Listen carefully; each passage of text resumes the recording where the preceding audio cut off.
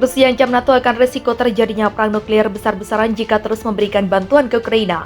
Hal itu diungkapkan oleh mantan Presiden Rusia yang juga Wakil Ketua Dewan Keamanan Rusia, Dmitry Medvedev.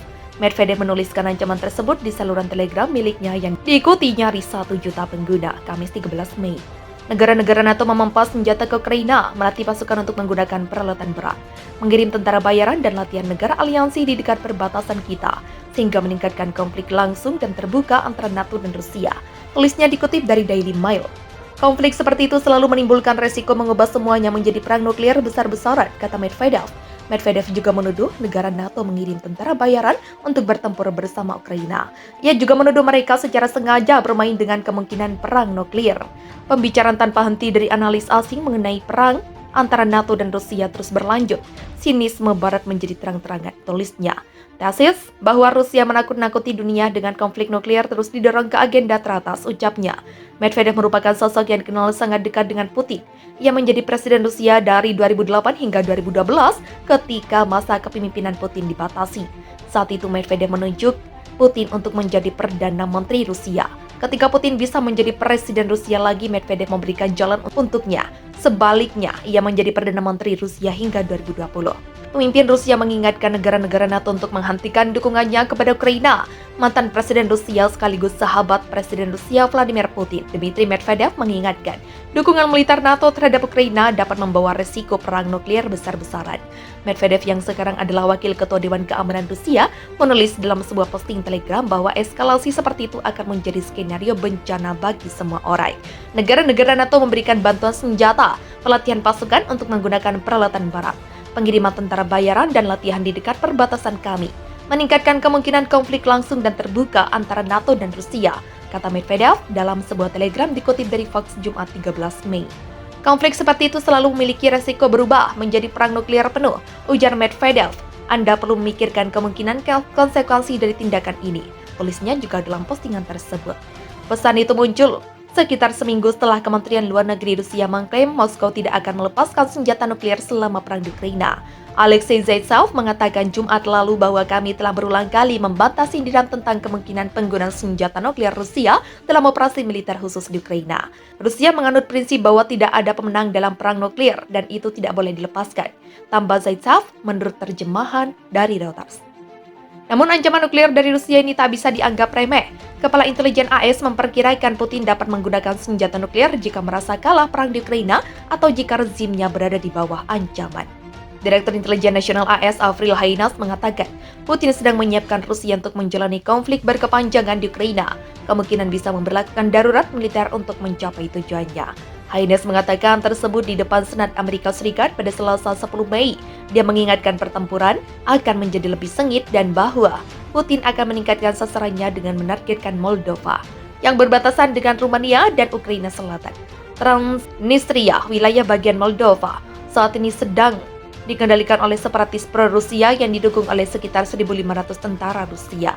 Pertempuran 1 atau 2 bulan berikutnya akan menjadi penting karena Rusia berusaha untuk menghidupkan kembali upaya mereka, kata Haines. Dia mengatakan pertempuran serba tidak pasti. Ambisi Putin tidak sesuai dengan kemampuan militer Rusia saat ini. Kemungkinan berarti beberapa bulan ke depan bergerak ke arah yang lebih tidak terduga dan berpotensi meningkat, tambahnya. Haines juga mengatakan Putin kemungkinan berharap AS dan Uni Eropa makin melemahkan dukungan kepada Ukraina karena persoalan kekurangan pangan, inflasi, dan harga energi semakin buruk. Dia juga menilai bahwa Rusia memiliki kemampuan dan kemauan yang lebih besar untuk menghadapi tantangan daripada musuh-musuhnya. Perang Ukraina, 3 skenario berisiko menyeret NATO perang langsung dengan Rusia dan memperparah konflik. Tantangan bagi NATO selama perang di Ukraina ini adalah bagaimana memberikan dukungan militer yang cukup kepada sekutunya. Itu untuk mempertahankan diri tanpa ikut terseret dalam konflik yang bisa berujung perang antara mereka dengan Rusia. Pemerintah Ukraina sendiri telah secara eksplisit meminta bantuan kepada organisasi pertahanan Atlantik Utara itu apabila Ukraina harus menangkis serangan Rusia di wilayah Donbas yang berlokasi di timur negara itu. Maka Ukraina sangat membutuhkan pasukan senjata-senjata dari barat seperti Javelin and Al-Awi, senjata anti-tank ringan generasi baru, Stinger dan Starstreak, serta rudal anti-pesawat yang telah mereka gunakan dalam perang ini.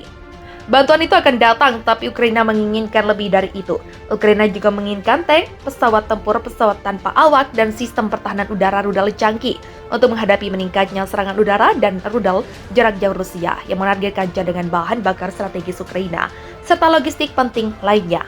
Resiko Rusia menggunakan senjata nuklir taktis jarak pendek atau kemungkinan konflik menyebar di luar perbatasan Ukraina menjadi perang Eropa yang lebih luas terus berada di benak para pemimpin Barat.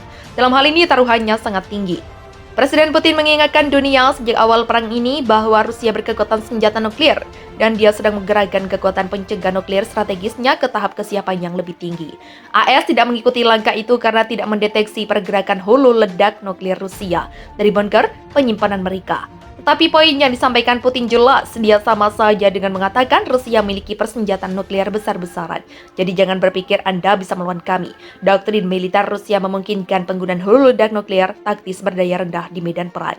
Mereka tahu bahwa Barat tidak suka dengan senjata nuklir yang sudah tidak digunakan selama 77 tahun. Perencanaan strategis NATO khawatir bahwa begitu tabu nuklir itu dilanggar. Bahkan jika kerusakannya terbatas pada target lokal di medan perang di Ukraina, maka resiko eskalasi bencana nuklir antara Rusia dan Barat pasti akan meningkat. Tetapi dengan laporan-laporan kekejaman yang diduga dilakukan tentara Rusia, NATO pun tampak mengubah sikap. Republik Ceko mengirim tank T-72 era Soviet yang diakui sudah ketinggalan zaman. Namun mereka menjadi negara NATO pertama yang mengirimkan tank ke Ukraina. Rusia menganut prinsip bahwa tidak ada pemenang dalam perang nuklir dan itu tidak boleh dilepaskan, tambah Zaitsev menurut terjemahan dari Reuters. Namun ancaman nuklir dari Rusia ini tak bisa dianggap remeh. Kepala intelijen AS memperkirakan Putin dapat menggunakan senjata nuklir jika merasa kalah perang di Ukraina atau jika rezimnya berada di bawah ancaman. Direktur Intelijen Nasional AS Avril Haines mengatakan, Putin sedang menyiapkan Rusia untuk menjalani konflik berkepanjangan di Ukraina. Kemungkinan bisa memberlakukan darurat militer untuk mencapai tujuannya. Haines mengatakan tersebut di depan Senat Amerika Serikat pada Selasa 10 Mei. Dia mengingatkan pertempuran akan menjadi lebih sengit dan bahwa Putin akan meningkatkan sasarannya dengan menargetkan Moldova yang berbatasan dengan Rumania dan Ukraina Selatan.